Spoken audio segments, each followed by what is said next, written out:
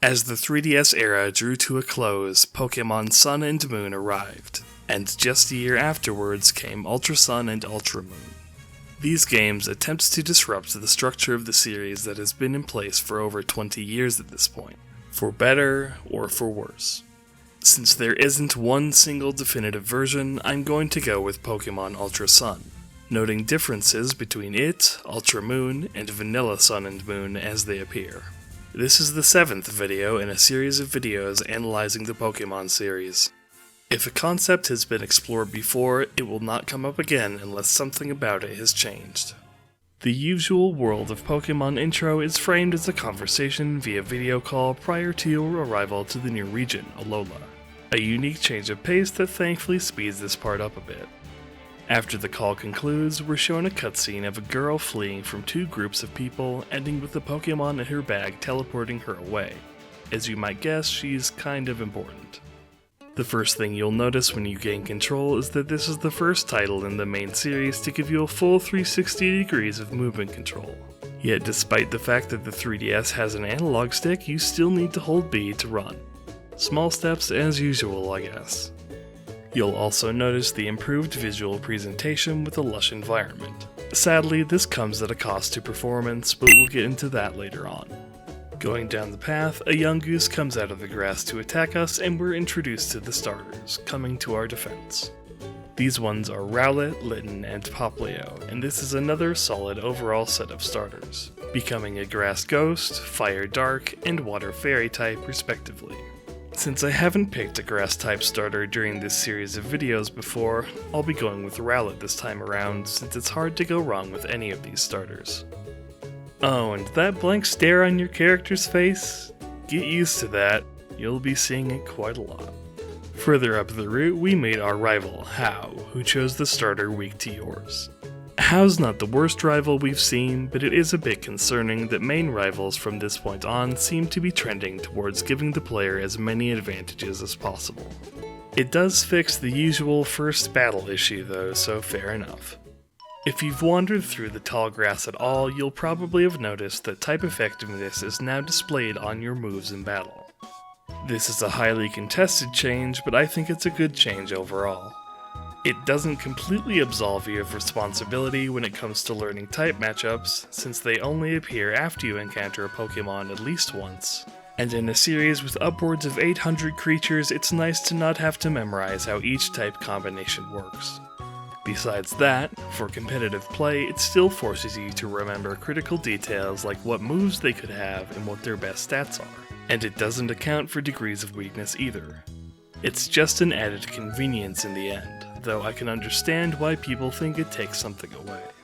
We're told to go see the island Kahuna, but he's nowhere to be found. Ascending the mountain trail, we find the girl from the intro and the Pokémon she was with being bombarded by Spearow. We rush in to save it, getting into trivial battles and eventually reaching the Pokémon, trying to protect it before it unleashes its power and breaks the bridge in the process. We're saved by the island's guardian Pokémon, Tapu Koko, and find a strange stone in the aftermath.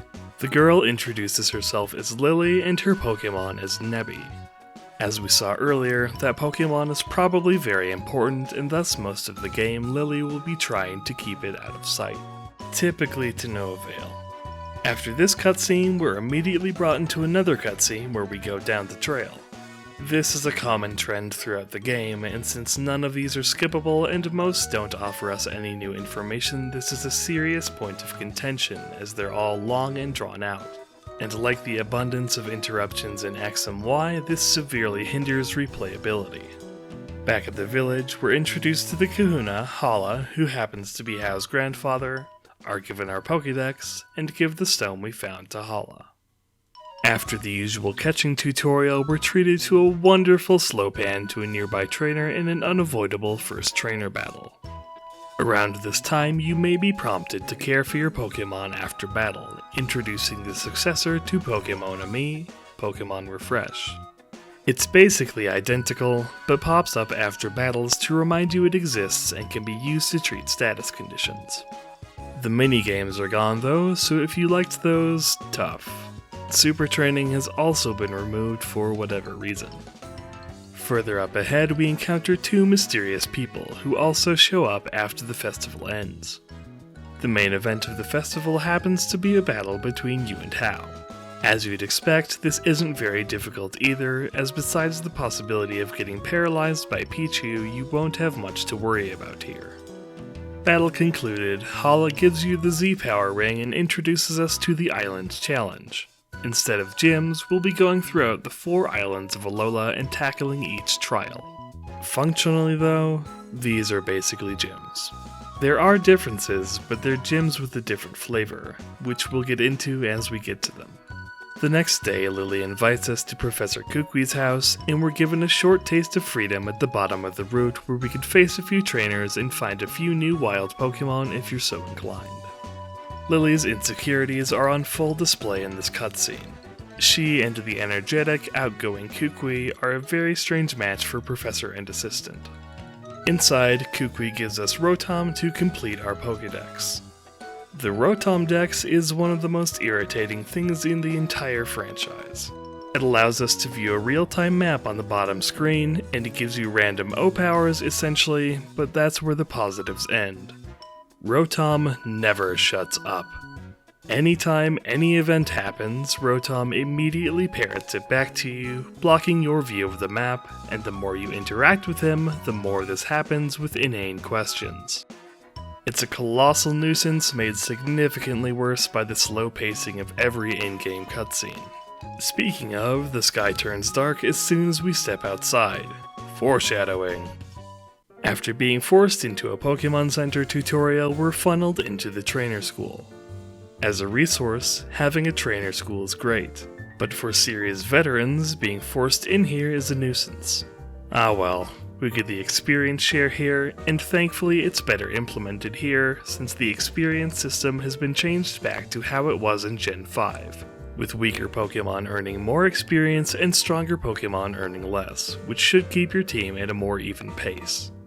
By now you'll probably have seen a few Alolan forms.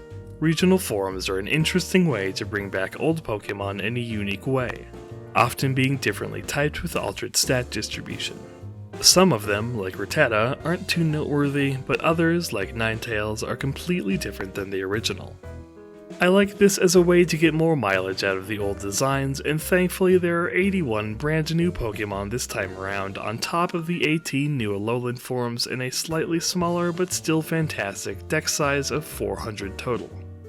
With business at the trainer school concluded, we're dragged through a long cutscene where every character you met at the school has to animate and chime in, before being dragged into another cutscene where we pet a Tauros, followed immediately by another cutscene of Lily and Hao leaving.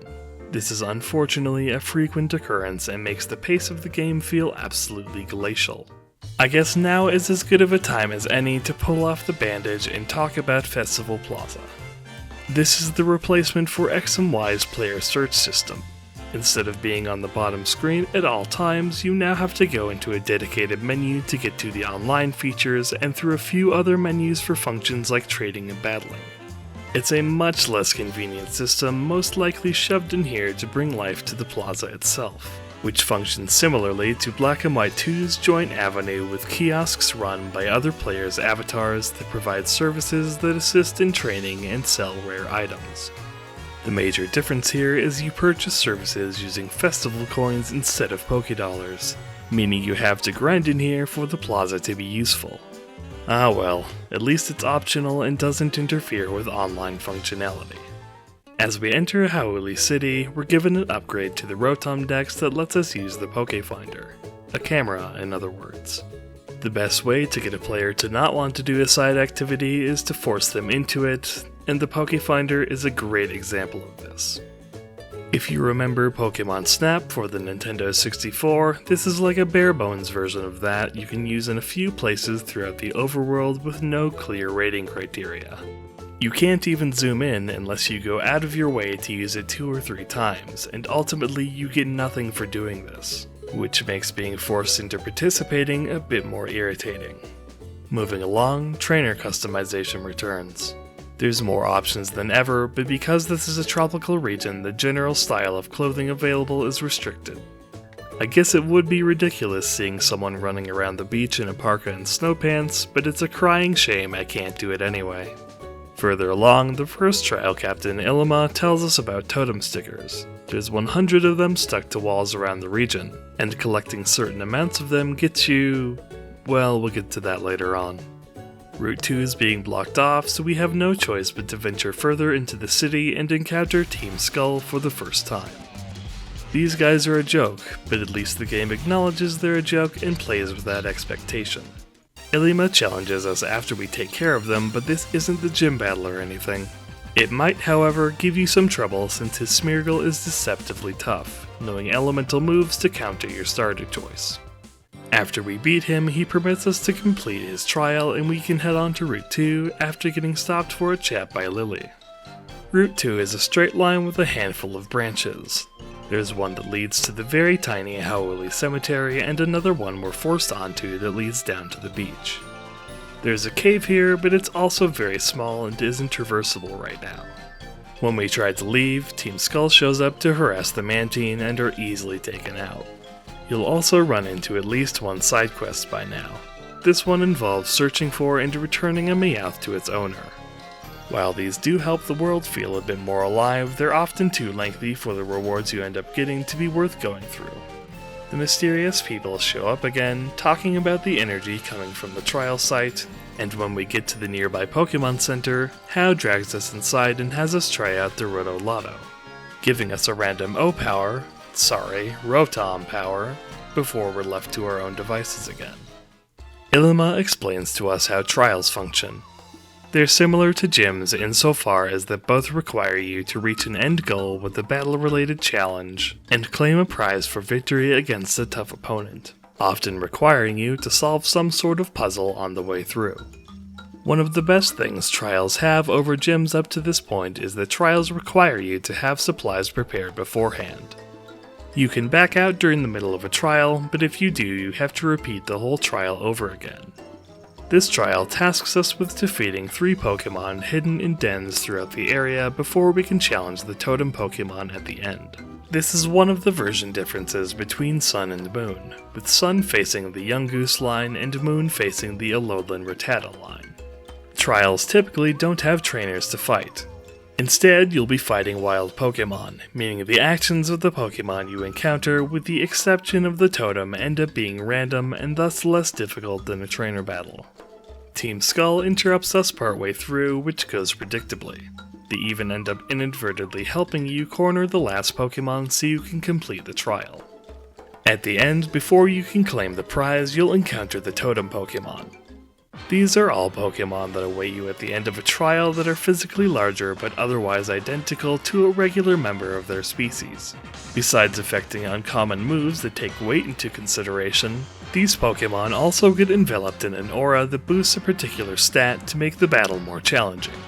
This may get the player to think about how beneficial stat boosting can be, but it's also very easy to ignore or forget since it happens at the start of the battle, and totems don't usually pack additional moves to boost their stats further. Incidentally, this is the reward for collecting totem stickers, Pokemon that are the same size as these totem Pokemon. In other words, another side activity that might not be worthwhile since the reward is so minor. Totem Pokemon all hold an item that benefits them in some way. This one will be holding a Patchaberry to cure poison, for instance, and have AI on par with typical gym leaders. These fights can be difficult if you come in unprepared, but the most important thing these can teach you is the importance of status conditions, especially poison. Despite being able to recover from poisoning once, you can just poison them a second time and inevitably win a war of attrition, which is probably why later on totems start to have moves that drain your health. Another thing stopping these from being a total cakewalk is the SOS system. Starting now, any Pokemon in the wild can call for an ally, turning an encounter into a 2-on-1 match. Being the first trial, the totem Pokemon isn't too difficult to take down, and its allies don't help it in a meaningful way. Soon enough, you'll walk away with Normalium Z, the first Z crystal we obtain. Ilima congratulates us on completing the trial and authorizes us to catch Pokemon within the caverns, telling us to meet him on Route 3. Re-entering the cave, we see the strange group we've seen a few times so far, who finally introduce themselves as the Ultra Recon Squad. They'll be more important later on, but pop up now and again researching phenomena around the region. After we leave, Ilima tells us that barriers get removed after you complete a trial, and Kukui shows up to give us a demonstration on Z moves. When a Pokemon holds a Z Crystal, moves of that particular type can be turned into a Z move, a powered-up version of a move that can be used one time per battle. At the weakest, becoming as powerful as a move like Earthquake, and at the strongest, becoming as powerful as Self-Destruct, with the only cost to the user being their held item slot. Z moves can also grant additional effects to status moves such as raising additional stats or removing stat debuffs. Z moves appear to be an attempt to bring a concept similar to Mega Evolution, which incidentally is never used during the main storyline, to every Pokemon instead of just a handful of them. The problem with this is that, since everything can use a Z move, weak Pokemon still end up roughly as useful as they were before. I feel like the concept was done better with the gem items introduced in Gen 5 and promptly tossed aside afterwards. A 50% power boost consumed upon use. At the very least, the attempts to balance the mechanic, namely one use per battle and effectively giving the user no held item, are appreciated and work decently well. In any case, Lily has apparently wandered off somewhere on Route 3, so it's time to act as the search party. Route 3 has a higher path with occasional wild Pokemon battles if you get beneath the shadows of flying Pokemon overhead, and a lower path with trainers that are easy enough to avoid. At the end of the path is Melemele Meadow, where we find Lily. Nebby has wandered off into a nearby cave, and since Lily doesn't have Pokemon of her own, we need to go get it back for her. There's not a whole lot to explore in the meadow itself, and the cave Nebby went into won't offer us much until we can travel on water. The URS shows up again, this time challenging us to a battle that shouldn't be much of a challenge. They admire our strength and tell us that when Nebby uses its power, it creates wormholes, reinforcing the need to protect it. Lily thanks us and talks a bit about a Pokemon you can find in the area, showing that while she dislikes battling since Pokemon get hurt, she's not unknowledgeable about them either. Hao meets us outside and requests a battle. In a slightly unusual case, Hao leads with his starter, which is the best thing in his party. Despite adding a Noibat to his team and thus having a Dragon type very early on, he shouldn't pose much of a threat once you get past his starter. Once the gang is all together, we're told about Grand Trials, the final trial on a given island once you finish all previous trials. No challenge beforehand, just a straight up challenge against the island Kahuna, Hala in this case, who specializes in fighting types. By this point, you should be fairly close to him in terms of level. As such, he'll likely give you a fair challenge before relinquishing Phytanium Z. For completing the trial, we're also given the Ride Pager and can now use Ride Pokemon, the long-awaited replacement for HMs.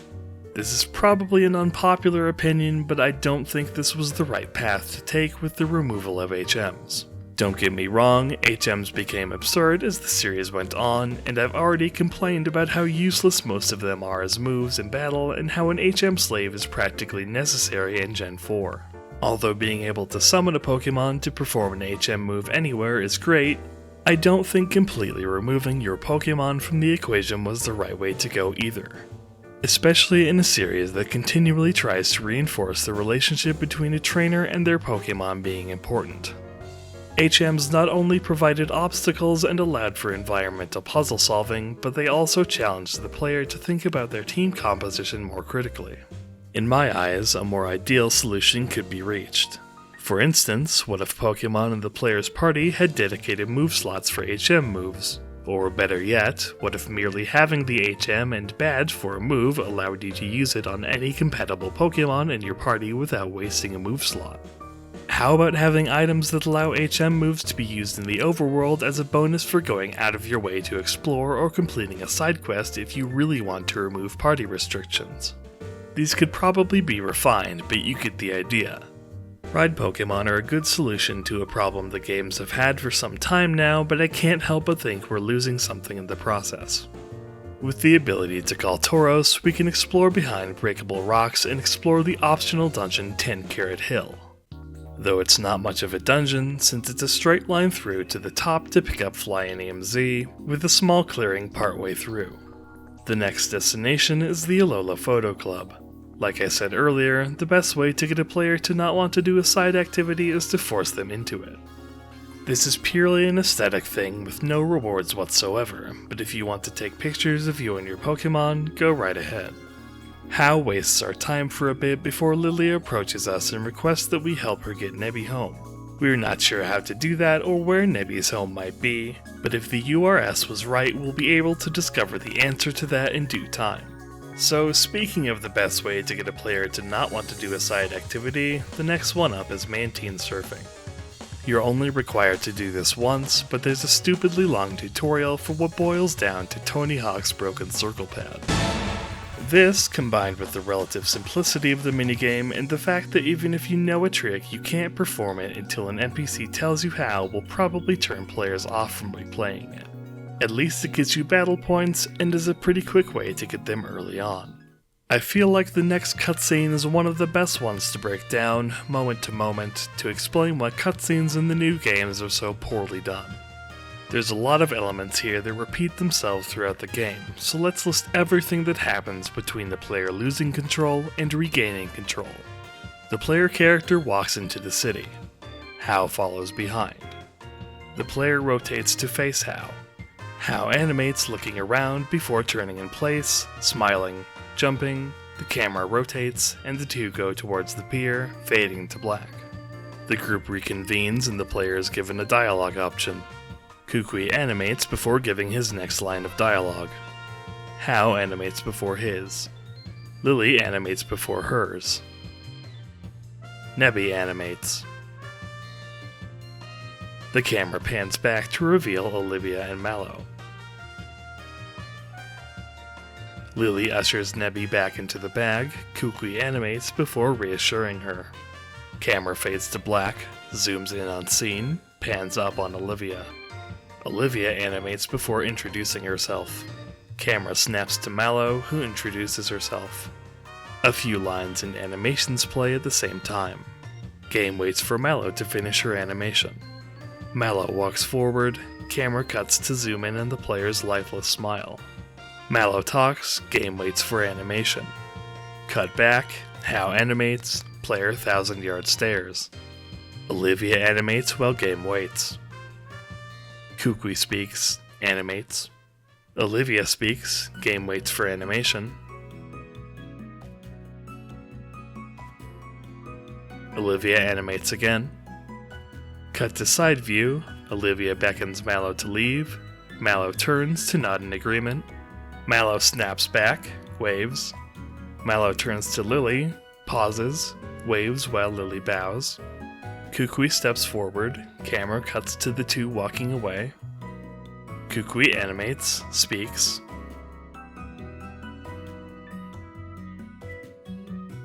Animates, rotates, animates, speaks.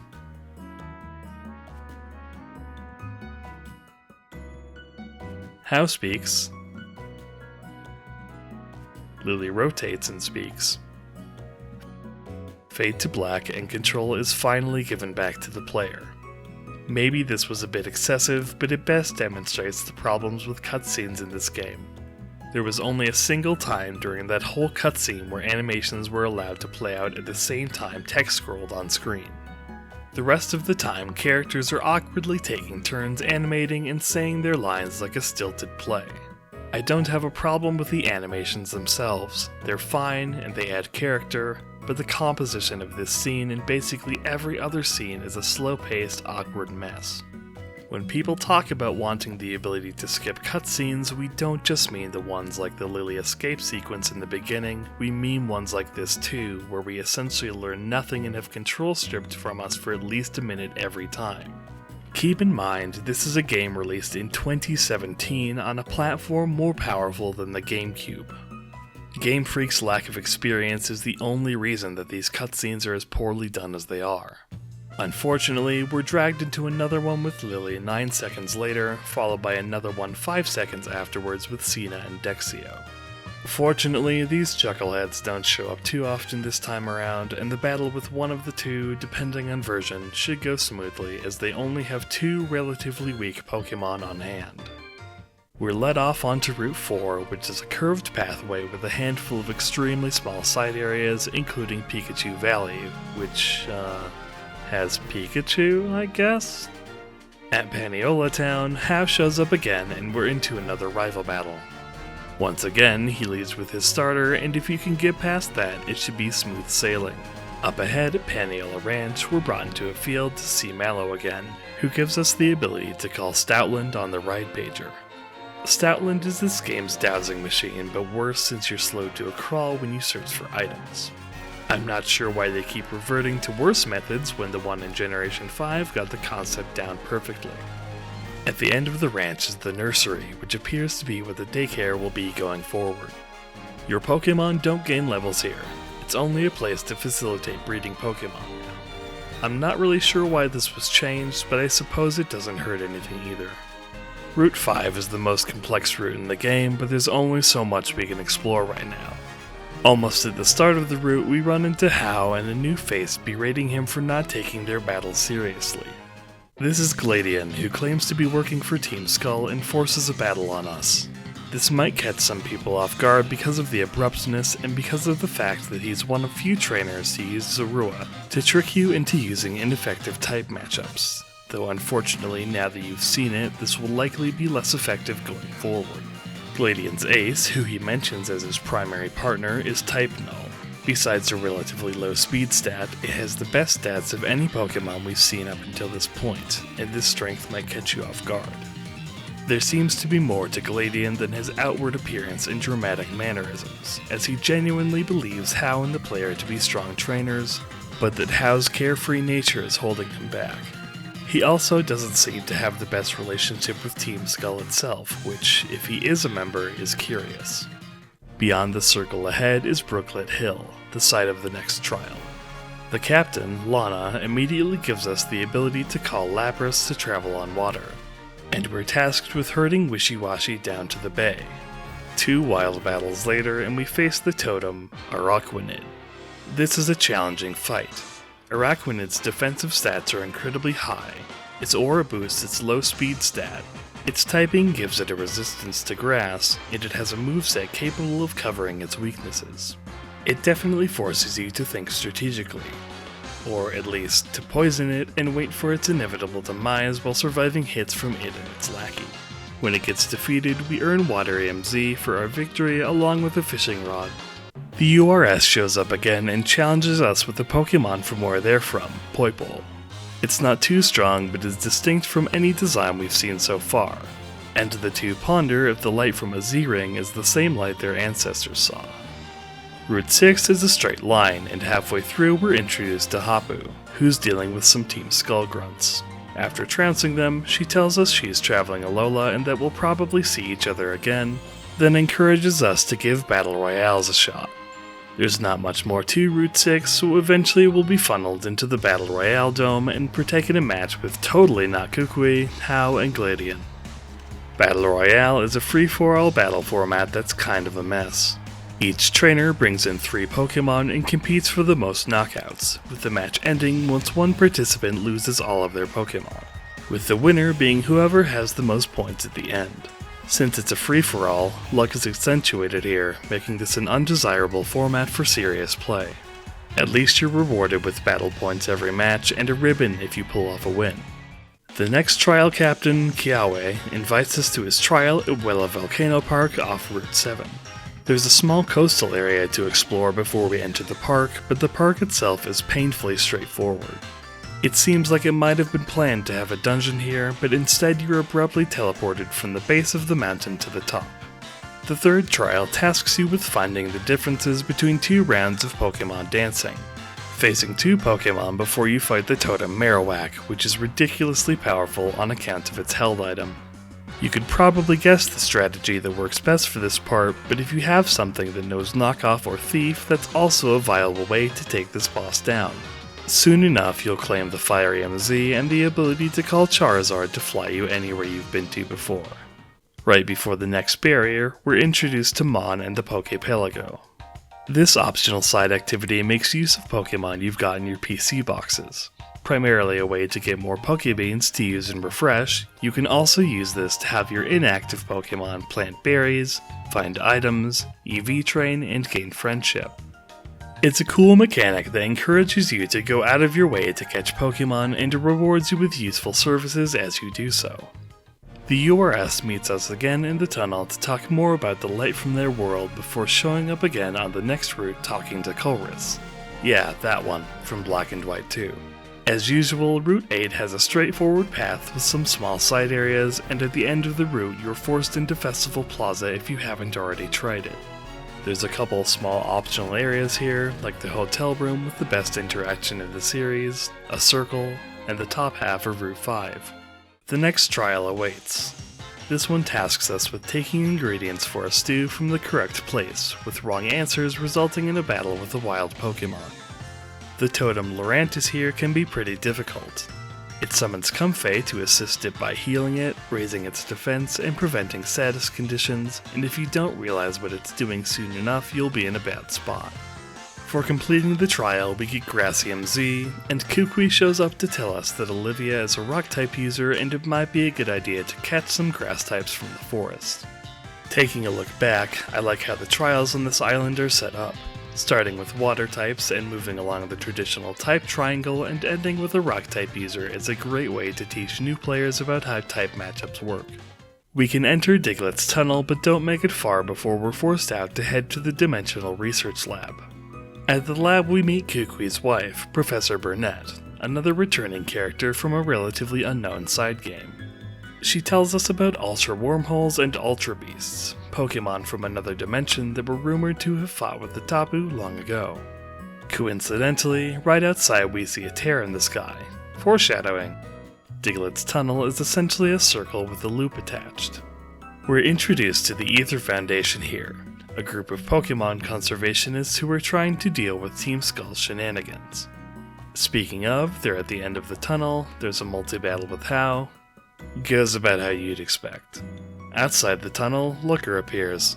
Why are there so many returning characters who comment on the region, give you something and leave?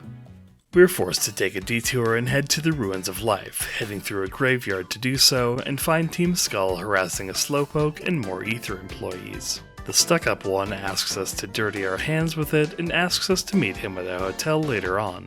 We're stopped further ahead by Plumeria, who is essentially the big sister of Team Skull and doesn't appreciate us thrashing their ranks so often.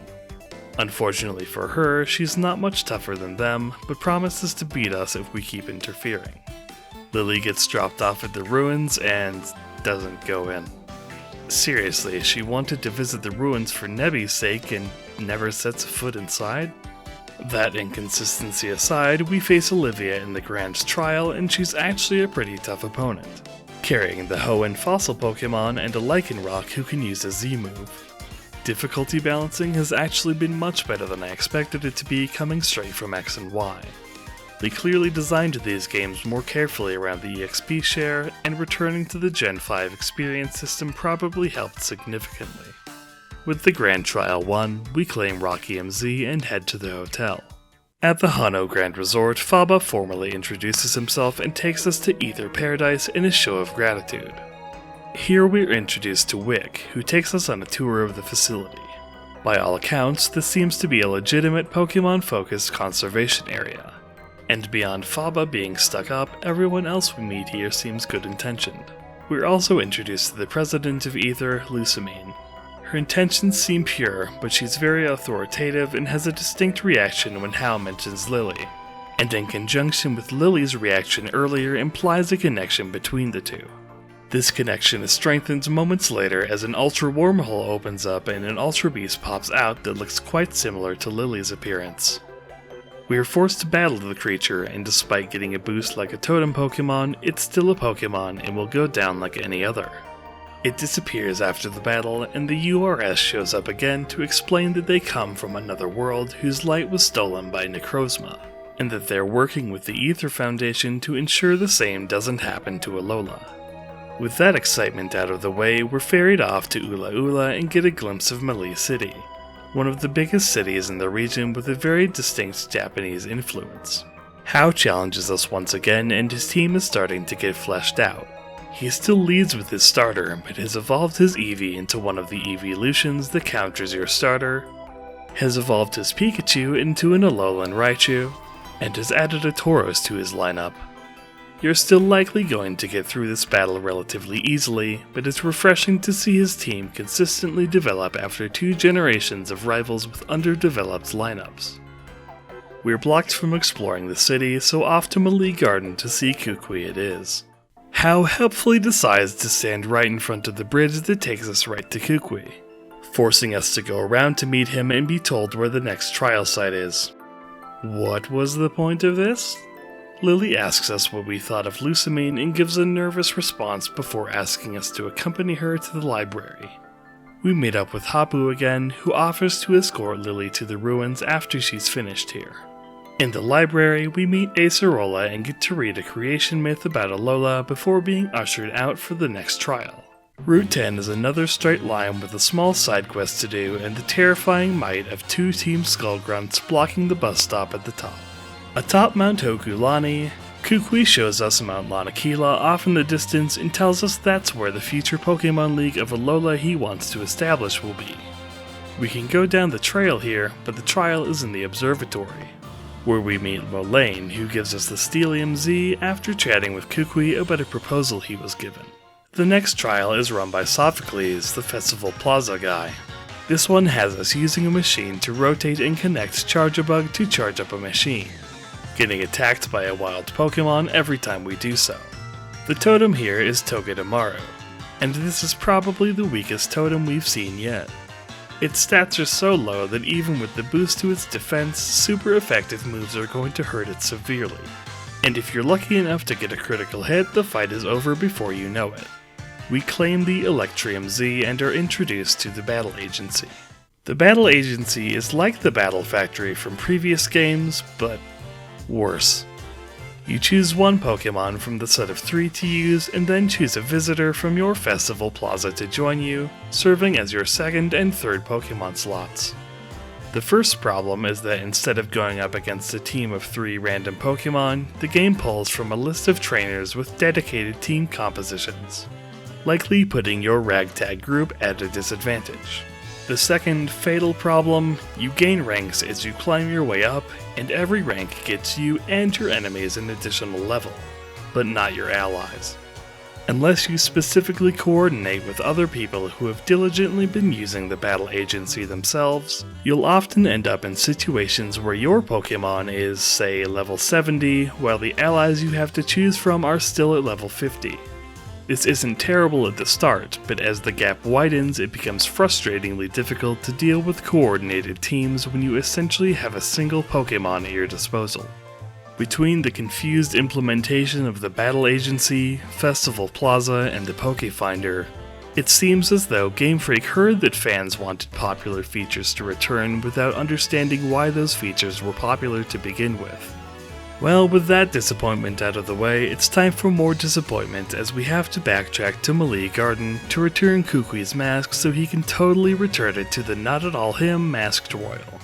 In Melee Garden, we meet Guzma, the leader of Team Skull who fancies himself the embodiment of destruction. As team leaders go, he's great. If anything, he's got personality in spades. He challenges us with only 2 Pokemon, but if you're not prepared, his Golisopod alone will tear your team apart with its high attack stat and solid defenses. He attempts to convince Hao to give up taking the island challenge like he and the other Team Skull members did before taking off. Kukui gives us the Z Crystal for whatever starter you chose, a neat way to solve the problem X and Y had where only non-Kalos Pokemon got Megas, as well as a cool way to give the player the ability to use a Z move for a type they don't have a crystal for yet. Not much to note on the routes up ahead. Route 12 has Hapu letting you use Mudsdale to traverse rocky terrain, and Gladian shows up in the next town urging us to protect Cosmog at all costs. If the blonde hair didn't already give it away, this should clue you in on the fact that he, Lily, and Lusamine are related to one another.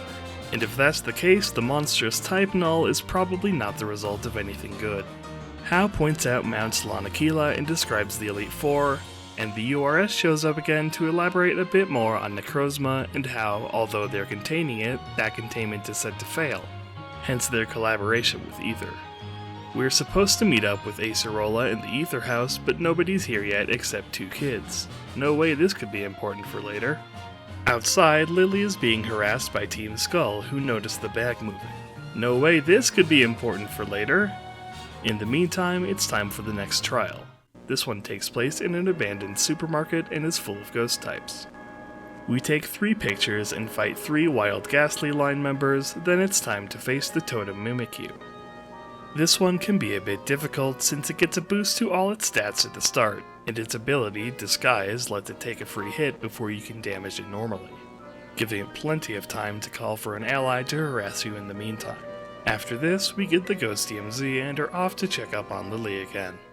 Before that, we can head into Hyena Desert, which is a maze that takes you back to the start if you choose an incorrect path, only allowing you to go forward if you pick the right way through. There's not much else to it though. The most you'll find here is Psychium Z and the island's ruins. When we get back to the Aether house, surprise, trouble happened. Plumeria is here with Grunts in tow. She's about as tough to defeat as last time and challenges us to come to their base in Po Town to reclaim the Pokemon they kidnapped from one of the kids inside. To get there, we have to talk to Grimsley to get the Sharpedo ride so we can break rocks in the water. This is kind of a lame excuse for a roadblock. It's only relevant here and in one other place. On the way there, we can visit the Lake of the Moon or Sun, depending on version, though there's nothing here but a TM and a hallway at the moment. At the end of the line we reach Po Town, and after beating the guards, they lock the gate behind them. A police officer, Nanu, shows up and warns us against going in here but opens the gate anyway. Po Town has seen better days. It's definitely Team Skull's domain, but it's trashed with junk scattered about and vandalism everywhere. You can fight or dodge the grunts as you make your way towards the mansion, which we explore to discover passwords to tell to a grunt on the 2nd floor to get through to Guzma. The battle with him isn't much different this time around besides the addition of a pincer to his team. Po Town does a lot to make Team Skull a more sympathetic group. They're a bunch of misfits that treat each other like family, despite their unfortunate circumstances. Outside, Acerola arrives to collect Yungoos and beckons us back to the Aether house. Lily was kidnapped by Team Skull right after Acerola left, and Hao did absolutely nothing to stop them. Gladian shows up, enraged that we failed to protect Cosmog, and challenges us to a battle.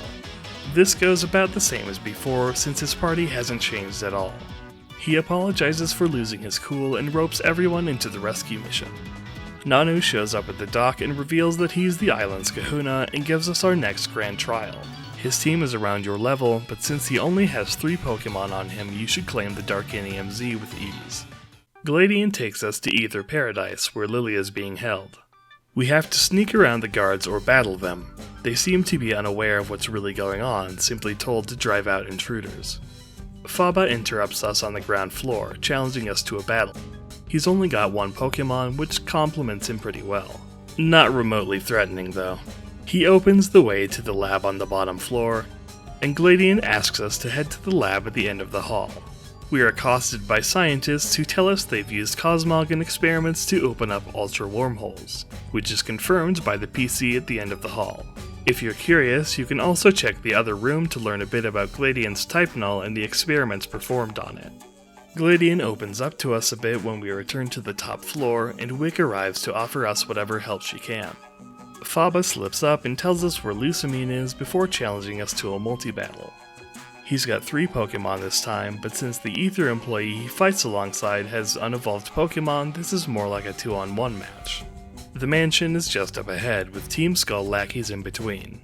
Guzma challenges us again at the end. His Golisopod can be a menace, and the rest of his team doesn't slack either. Inside, the URS challenges us, but they only have 1 Poipole on their team and thus should go down pretty easily. There's a confrontation between Lily and Lusamine before we go into her secret lab and learn that Lusamine is a little crazy. There's cryogenically frozen Pokemon across the room, and Lusamine proclaims she will be the one to stop Necrozma, despite Gladian protesting because of what happened to their father years prior. To satisfy them that she will be fine challenging Necrozma, she challenges us. Her team is actually quite formidable, but if you've got this far, you should be able to make it through. Despite beating her, Lusamine calls Guzma and uses Cosmog's power to open a wormhole and heads off to play hero anyway. In the aftermath, we find that Cosmog is okay, but has evolved and is unresponsive. Everyone is concerned about what to do now, but the URS tells us there is a way to open the wormhole. In the morning, we find Lily has changed her appearance and Gladian has discovered a flute that's key to opening another wormhole. Our goal? Find the flute's counterpart and head to the altar of the sun or moon depending on version. Hao also decides to take battling more seriously as a result of the incident and leaves it to us and Lily to get to the altar. We're welcomed to Pony Island by Mina, the next trial captain, who tells us there's no kahuna on this island but we'll find Hapu further ahead. We trek through the Pony Wilds, an appropriately open but small area, and we meet up with Hapu in the next area, who invites us to the ruins. We use our new Machamp ride to solve a brain-dead strength puzzle and learn that Hapu has been selected to be the island's kahuna. Hapu tells us what she knows about the altar and directs us to Exeggutor Island to collect the next flute. We are directed to go alone, and on this small island we calm down the Exeggutor, use one to get a lift up, and claim the flute before heading off to the canyon. Team Skull tries to assess our strength, getting demolished in the process, and Plumeria explains that Guzma worked with Lusamine because she was the only one who respected him. As an apology for causing trouble, she gives us Poisonium Z and requests we save Guzma as well. To get to the altar, we have to travel through Vast Pony Canyon. But first, the URS comes to challenge us with a single Poipole again. This feels like a hastily made replacement for the premature Grand Trial in the original games, but it's over soon enough, and we get to explore one of the only real dungeons in the game. It's still mostly straightforward, but has a lot of optional areas and alternate paths, serving sort of like a Victory Road before Victory Road. At the end, we're forced into a trial, probably the weakest one all around. It's a straight line, you fight 2 weak wild Pokemon, and then fight the Totem, who is an easy win if you have a Fairy type on your team and not much of a threat otherwise. It's easy enough to claim the Dragonium Z and proceed to the altar. At the top of the altar, we play the flutes with Lily and watch the altar spring to life, with Nebby becoming Solgaleo or Lunala depending on version. Shortly after, a wormhole opens up, spitting out Guzma and Lusamine. Necrozma follows behind them, and Lusamine begs us to run away, but it has its sights set on Nebby. The two clash, with Necrozma winning out and fusing with the Pokemon, spawning more wormholes that summon Ultra Beasts throughout the region, with Kahunas around Alola doing their best to repel the threat. It's on us to face Necrozma, and like Black or White Kyurem, this isn't particularly challenging since you're going up against it with a full party. Injured, Necrozma steals the light of Alola and flees to its homeworld. The URS shows up again and introduces us to the Ultra Warp Ride, lending us the opposite legendary Pokemon to chase after Necrozma. This becomes a minigame we can play after this is over. Going through rings speeds you up, hitting electric orbs slows you down. And the goal is to get as far as possible for a chance to encounter an Ultra Beast, like Nihilego from earlier, or almost every legendary Pokemon from previous games. It's a pain to control with motion controls though, and what Pokemon you end up finding is random, making it a pain to get exactly what you want out of the process. Along with the fact that a handful of regular Pokemon can also show up instead. After the initial ride, we end up in Ultra Megalopolis, a place that in no way lives up to its name. It's a straight hallway and a spiral staircase, and at the top, Necrozma uses the light it gathered to become Ultra Necrozma. This is a solo Pokemon boss done properly. Ultra Necrozma has attacking stats far beyond anything we've seen so far, and all of its stats are boosted at the start of the fight. It's not uncommon for it to one-shot Pokemon that don't resist it, and even those who do resist it will struggle here. Toxic and Dark types rule the day here, leading to an inevitable victory if you can weather its attacks after inflicting toxic poisoning.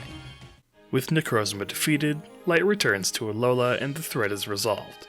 And for our efforts, we're given a Poipole of our own.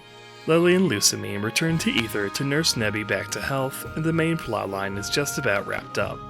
The plot of Ultra Sun and Moon is confused, to say the least. In order to shoehorn Necrozma into the main storyline, many plot points from the original Sun and Moon are abandoned and the whole story suffers as a result. In the original plot, Aether's research on Ultra Wormholes still ended with Mon's disappearance, but it's heavily implied that Nihilego appeared during their research and poisoned Lusamine with a neurotoxin that made her fixate on the creature, obsessing over it to the point of dressing Lily in its image and ultimately using Cosmog to make a permanent home with Nihilego. With the Necrozma plotline though, this falls apart, with Lusamine having all of the crazy with none of the logic behind it.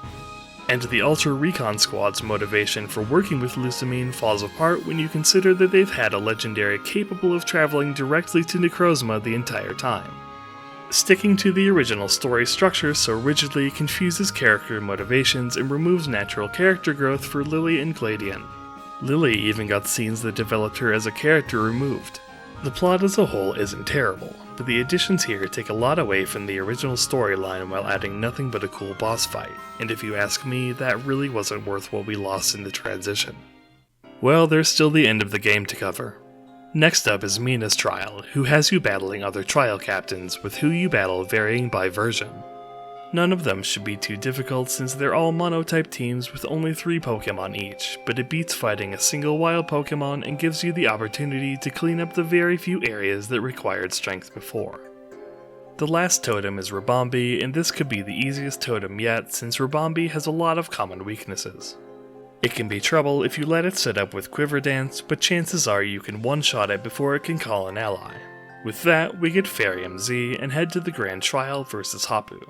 Her team is pretty balanced, but since she only has 4 Pokemon, this shouldn't be too difficult overall, netting us Groundium Z and the ability to climb Mount Lanakila. Gladian challenges us at the base of the mountain, which isn't too different from his previous encounters. He gets Lucario, and his type null has become a Silvally with a type opposite to that of your starter, but if you've made it this far, this should be easily doable. Our last challenge is Victory Road, the only other real dungeon in the game. It's shorter than Vast Pony Canyon with a similarly straightforward main path, but there's still some side areas with good items, including the final Z Crystal, Icium Z. We also see where Necrozma crashed and can catch it here. Or leave it for dead, your choice. We're finally at the Pokemon League. We briefly talk with Kukui, and if you kept your starter around, you'll have a moment with it outside. We've seen 3 of the Elite Four members already, Olivia, Molayne, and Acerola, and the 4th, Kahili, can be seen earlier if you picked up Flyinium Z. There's a welcome return to 5 Pokemon teams here, but the usual trouble with monotype teams still remains. At the very least, every member's team is varied and can provide a challenge, with Molayne arguably being the most difficult because of Steel's defensive versatility. Once we reach the end, we have one last battle with Hau, and it's a reasonably challenging final battle. His team lacks any glaring weaknesses and is one of the best in terms of type diversity, though it's not necessarily one of the best in terms of strength. After a hard-fought battle, we become the first champion of Alola. The whole Elite Four setup doesn't feel very different, but it's interesting thematically. We enter the Hall of Fame and the credits roll, but as usual, there's more to do post-game. Aside from the usual Pokédex completion and what we've talked about before, there's a few legendary Pokémon we can get right now. We can catch Nebby, and now that we've become champion, we can get the chance to catch all the Tapu as well. With Nebby, we can go to the world of the opposite version where time is flipped. Don't get too excited though, since version exclusives are still locked to the other game. In the other world, we can go to the Lake of the Sun or Moon to get a Cosmog of our own. If you rematch the Elite Four, the champion battle is a bit different this time as well, being a title defense match against one of the many characters we've seen up to this point. It's a neat touch that keeps things varied. There's a couple more things to take care of before the main event. We're given a type null by Wick, can face Sinnoh or Dexio for a Megastone, and can explore a dungeon that essentially amounts to a hallway to find Zygarde at the end. After this, there's only the post-game story left to cover. We are enlisted to help the URS capture or defeat the Ultra Beast that invaded Pony Island. Oh, the other ones we saw? I'm sure they're fine somewhere else, never mentioned again. After this, Sophocles begs us for help in Festival Plaza as Team Rocket has managed to gain access to the system. After repelling them, we find this isn't the only place they've taken over. They've converted Lusamine's mansion into their own castle. To take them down, we have to go through a typical Team Rocket base, Grunt chipping away at our resources throughout, and challenge previous evil team leaders from dimensions where they were unopposed who have been assembled to create Team Rainbow Rocket. It's a fantastic bit of fan service with lots of references longtime fans will appreciate, and it's challenging to boot since every team leader is carrying a legendary Pokemon. It's only about 2 hours long, and once you complete it, that's it. No rematches or anything of the sort. While it's undoubtedly great and arguably superior to the side plot about relocating Ultra Beasts from the original games, it's difficult to say it's worth getting through the entire main game to get to this point. One last thing, there's an optional fight with either Red or Blue at the Battle Tree, this game's Battle Tower equivalent. They serve as the leaders of the facility, which is worse than the Battle Mason before it simply because of the complete removal of triple and rotation battles from the game. At the very least, it's easy to blast your way through to the super levels since levels don't scale and any Pokemon can enter the normal course, but it's still less content than in the previous titles, and for whatever reason, multi-battles are still local only.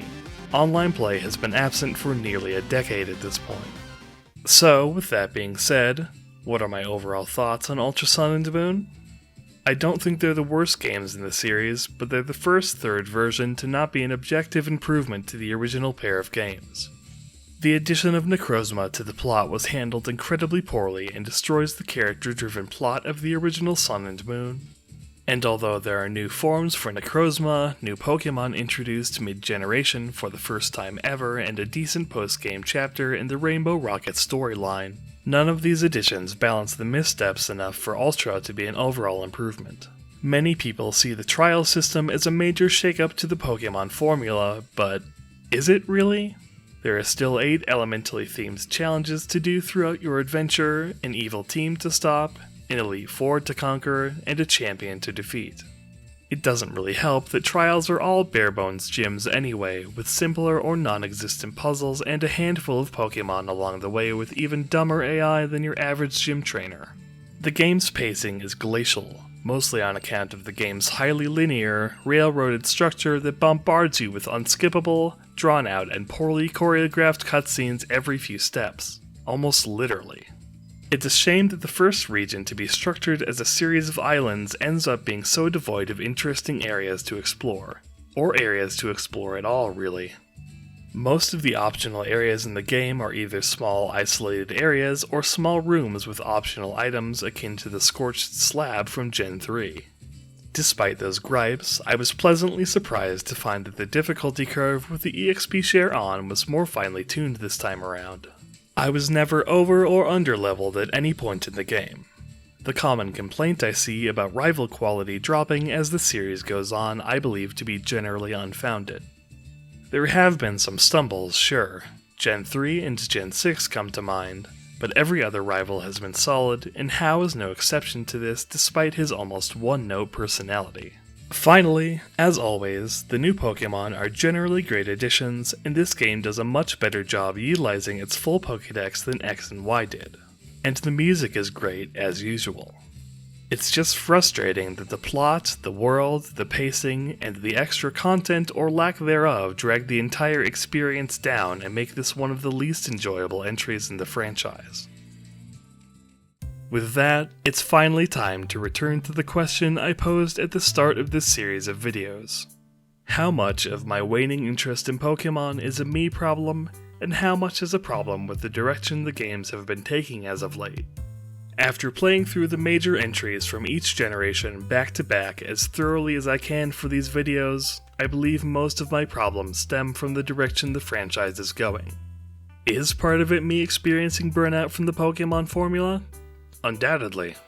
Playing through 8 20 to 40 hour RPGs in a row that don't change very much from entry to entry was a boneheaded idea. But even though burnout started to set in by the time I was getting through Platinum, I still thoroughly enjoy my time with it and the Gen 5 games, something I can't say about my time with the Gen 6 and 7 titles. The franchise is unmistakably going down in overall quality. Game Freak is getting more and more afraid of players getting lost or confused, so regions get simplified, optional areas get removed, and there are less reasons than ever to thoroughly explore the worlds they've created. Legendary Pokemon have stopped being a reward for those curious enough to go everywhere and try everything, and in instances where they could be used to reward a curious player, the chance is yanked from them under their feet. The series mechanically peaked in Generation 5. Everything added since has been an iterative change to an existing mechanic instead of an overhaul of a system. As such, it's strange and disheartening to see things taken away. On that note, Game Freak never sticks with a concept long enough to let it reach its potential. So many great ideas have been axed over the years. Contests, triple battles and rotation battles, and Mega Evolution immediately come to mind. And nothing is given a fair shot at becoming a legitimately fun alternative way to use your Pokemon. Why should I invest my time learning a new battle format like Battle Royale if it's just going to be forgotten about in the grand scheme of things? In a different franchise like Zelda that changes up its formula from game to game, adding new ideas and shedding old ones, this is more acceptable. But Pokemon is a series that builds upon its base and doesn't have the same excuse. There's also a major disconnect between the way the relationship between people and Pokemon is meant to come off and how it comes off in practice. The games have consistently preached about the relationship between people and Pokemon and encouraged you to make an emotional bond to your party members. Yet they're more than willing to turn around and treat your old Pokemon like yesterday's garbage, being unable to be used in competitive play the generation after they're introduced and unable to be used even in unranked matches in certain cases. Not to mention mythical Pokemon, who also can't be used in most official formats and are rarely ever acknowledged. Speaking of, where did events go anyway? Though distribution was always limited, before Gen 6 there were actual in-game events for many mythical Pokemon that gave them a place in the world and made them feel more unique. And those have just vanished as of late, leaving Pokemon like Zeraora feeling more like the obvious marketing material that they are and less like actual creatures with an identity and purpose. If the main campaigns are getting shorter with less to explore along the way, then the post-game is what's going to keep me around. But if the post-game is as barren as it is in Gen 7 or worse, what's keeping me here? Competitive? Sure, Game Freak has been making strides to make competitive easier to get into, but for every step forward they seem to take a step back as well. TM's being infinite use was a huge boon for competitive play, so going back to locking the most powerful moves behind one-time use items, and forcing the player to either wait for them to show up again or hope they get lucky enough to get them is just shifting the waste of time from one aspect to another. Besides that, Pokemon Showdown is much simpler than the games themselves can realistically get while keeping the core themes of the series intact. And Showdown is completely free.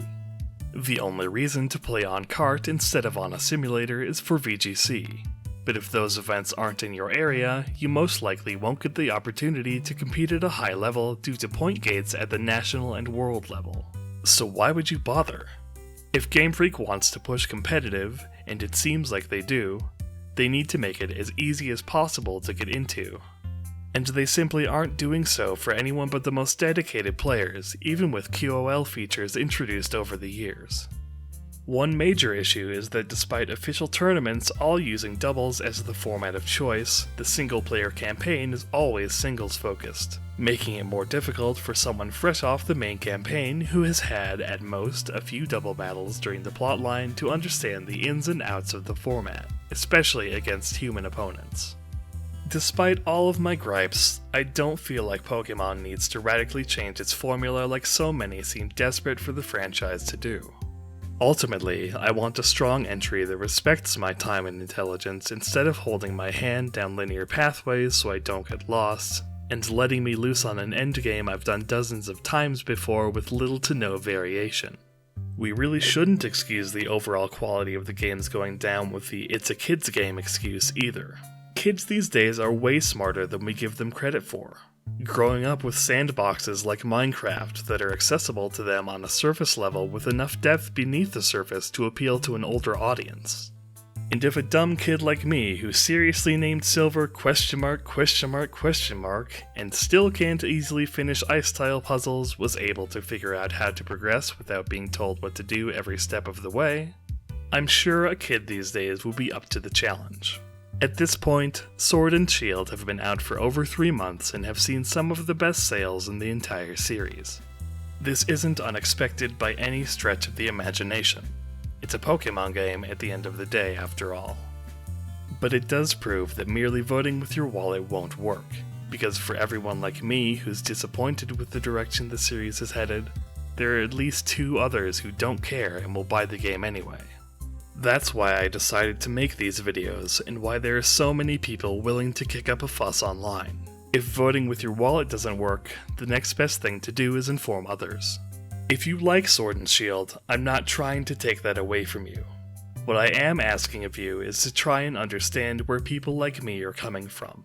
I hope I've done a good enough job showcasing how the series has developed over the years, where it's grown, and where it's faltered. After everything is said and done, I'm not optimistic about the future of the series. But I still love Pokemon, and part of me will always hold out hope that one of my favorite franchises will return to its former glory someday. If you've made it this far, thank you for watching. If you've made it through this whole odyssey of videos, sincerely, thank you so much for following me on this journey. It means a lot to me. If you enjoyed the video, I would appreciate it if you could leave a like and/or comment down below. And if you want to see more of these long-form analysis videos in the future, please consider subscribing. Until next time, I'm Forma, and those are my thoughts.